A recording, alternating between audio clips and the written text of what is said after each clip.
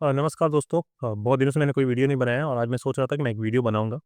और वीडियो इसलिए नहीं बना रहा था क्योंकि मेरे पास टाइम थोड़ा कम था और ये वीडियो बनाने में बड़ा झंझट होता है, ये पूरा सेटअप करना होता है, एडिटिंग वगैरह करनी पड़ती है, तो उतना टाइम मेरे पास नहीं था। वीडियो सिर्फ़ बना के डालना हो तो बना के मैं कभी भी डाल सकता हूँ। जैसे आज की वीडियो के लिए मैंने कोई तैयारी नहीं की, बस मैं यहाँ बात करने आया हूँ। आपसे तो आज हम बात करेंगे जिस टॉपिक पे वो है एजुकेशन। जब भी मैं घरों से बाहर निकल रहा हूँ तो बड़े-बड़े होर्डिंग्स लगे हुए हैं शहरों में या अखबारों में भी आप देख रहे होंगे, फ्रंट पेज पे ऐड आ रहा है कि बच्चा 95% ले आया, 99% ले आया, टॉपर हो गया, ऑल इंडिया रैंक 1, 2, 3, 5 इस तरीके के ऐड्स आप देख रहे हैं। ये एड्स जनरली बड़े-बड़े कोचिंग सेंटर्स के हैं या फिर कुछ केसेस में स्कूल्स के भी होते हैं। अब हम ये चीज़ तो देख रहे हैं कि बच्चे 90% ला रहे हैं, 98% ला रहे हैं और पेरेंट्स भी बड़ा प्राउडली इसको सेलिब्रेट करते हैं कि उन्होंने बहुत ही टैलेंटेड बच्चा पैदा किया है जो 95% ला रहा है, 9% ले आ रहा है, कभी-कभी 100 परसेंटाइल भी ले आ रहा है। तो हर साल हम सोसाइटी में ऐसे स्टूडेंट प्रोड्यूस कर रहे हैं जो हर सब्जेक्ट्स में 90% ला रहे हैं। लेकिन हमारे पास कोई एलन मस्क या बिल गेट्स या गैलीलियो न्यूटन, आइंस्टीन जैसे लोग क्यों नहीं आ रहे हैं? लाइक टॉपर्स तो हर साल लाखों में होते हैं, सबका स्टेट टॉपर है अलग है, डिस्ट्रिक्ट टॉपर अलग है, स्कूल टॉपर अलग है। लाखों टॉपर्स आपको हर साल देखने को मिलेंगे, लेकिन इस तरह के लोग आपको बहुत ही गिने-चुने उँगलियों पे गिनने लायक आपको मिल जाएँगे। तो सारे ये 90% लाकर टॉपर्स जा कहाँ रहे हैं? बहुत बार तो आप देखे होंगे, न्यूज़ में भी देखते होंगे, कोई बच्चा टॉप किया तो उसके फैमिली बैकग्राउंड को मीडिया वाले बहुत ही हाइलाइट करते हैं कि ये बच्चा जो है देखिए रिक्शा चलाने वाले का बच्चा था, सब्जी बेचने वाले का बच्चा था और या फिर बहुत ही अ, उनके फैमिली बैकग्राउंड को दिखाते हैं कि कितना स्ट्रगल है, कितना हम्बल बैकग्राउंड से आता है।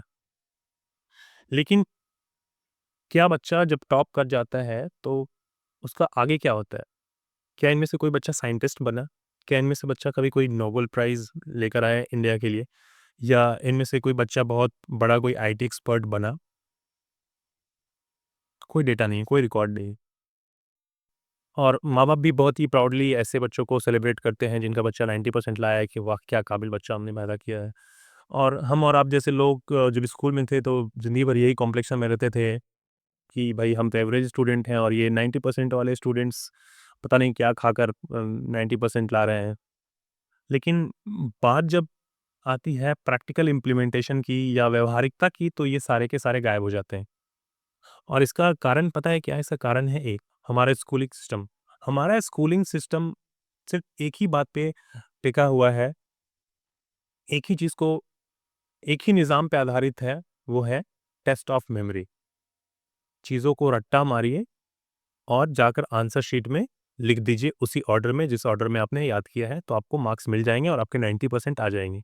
लेकिन ये 90% लाके आप क्या प्रॉब्लम सॉल्व करने में सक्षम हो गए? क्या क्रिटिकल थिंकिंग एबिलिटी आप में आ गई?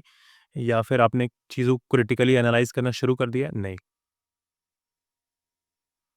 तो अगर हम ऐसा नहीं करेंगे तो एक टाइम में पूरी सोसाइटी में एक यूज़लेस अ, क्लास पैदा हो जाएगा। जैसे नोआल हरारी की किताब में हरारी ने कहा था कि अगर ऐसा ही चलता रहा तो हम पूरी सोसाइटी में एक यूज़लेस क्लास को पैदा कर पाएँगे जिनमें कोई एम्प्लॉयबल स्किल्स ही नहीं होंगी। अब एम्प्लॉयबल स्किल्स की बात हम करें तो उसके लिए प्रैक्टिकल एप्लीकेशन होना बहुत ज़रूरी है और वही सेम हमारी स्कूलिंग में प्रैक्टिकल कैसे होता है आपको भी पता है कि अगर उम, उस 100 मार्क्स का एग्ज़ाम हो रहा है तो उसमें 20 या 30 मार्क्स प्रैक्टिकल के होते हैं जो कि ऐसे ही मिल जाते हैं। लैब में जाके आप कुछ नहीं भी करो तो टीचर्स के साथ अच्छा-सा खासा बना के रखो तो आपको नंबर मिल जाएगा। दूसरा ये है कि मैं देखता हूँ कि बच्चों के क्यूरियोसिटी को डेलिबरेटली किल किया जा रहा है, मारा जा रहा है उन्हें। कैसे? अगर कोई बच्चा आउट ऑफ द बॉक्स सवाल टीचर से पूछते है तो टीचर की अथॉरिटी खतरे में आ जाती है। टीचर ये बोलकर मना करता है कि ये सिलेबस से बाहर का क्वेश्चन है, तुम शांति से बैठ जाओ वरना क्लास के बाहर कर दूँगी या कर दूँगा। और इससे होता क्या है कि फिर बच्चा सवाल पूछना बंद कर देता है और उसकी क्यूरियोसिटी धीरे-धीरे खत्म हो जाती है और क्रिएटिविटी और प्रॉब्लम सॉल्विंग स्किल्स जो उसमें डेवलप होने चाहिए था, नर्चर होने चाहिए था, वो वहीं पे उसकी भ्रूण हत्या हो जाती है। और हमें समझ में ही नहीं आता है कि 90% लाकर अब करना क्या है?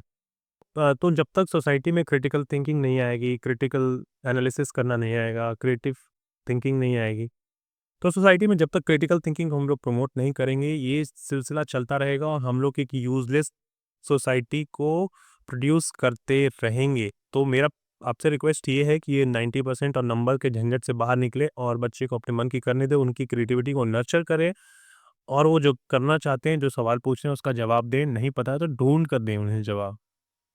नहीं तो आप देख लीजिए, आपके बच्चे जिस न्यूटन, जिस आइंस्टीन की थ्योरी या लॉज़ क्लास में पढ़ रहे हैं, उन्होंने तो शायद सोचा भी नहीं होगा कि एग्ज़ाम में लिखना है।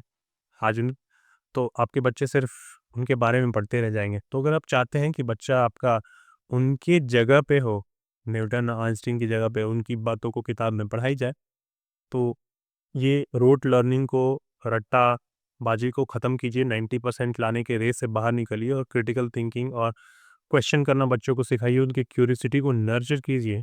नहीं तो हाथ में पीएचडी लेकर लोग आज भी घूम रहे हैं कि क्यों उनकी भी जॉब मिल जाए, बट उन्हें वो भी नहीं मिल रही है। उसका कारण यही है कि एजुकेशन को हम लोगों ने ज़बरदस्ती बच्चों के गले में ठूँस दिया है।